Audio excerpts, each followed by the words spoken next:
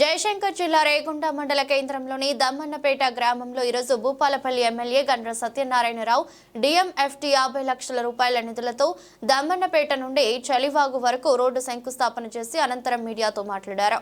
ఈ కార్యక్రమంలో PSCS chairman vision రావు, సంపత్ రావు, doctor Sudhakar రావు, ఇప్పక్కాయల Narsaiah, madam Umesh Goud, చుక్క జనార్దన్, ఐలి శ్రీధర్, కొండమల్ల ఐలయ్య, వీరబ్రహ్మం, ఆయా గ్రామాల నాయకులు, కార్యకర్తలు తదితరులు పాల్గొన్నారు.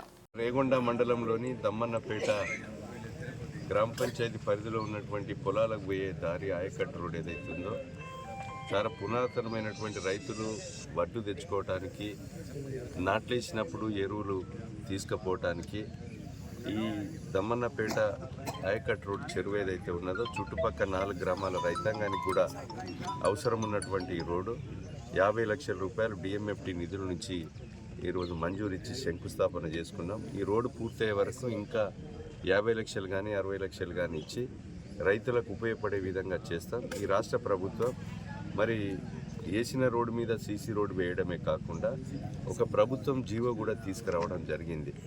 రైతులందరికీ కూడా రాష్ట్రంలో ఈ నియోజకవర్గంలో ఉన్నటువంటి పెద్ద పెద్ద చెరువుల కింద కూడా 1 కిలోమీటర్ 2 కిలోమీటర్లు పోయి గెట్ల మీద ముందే పోయి ఎరువులు వేసుకొని పరదాలు కప్పుకుంటున్నారు.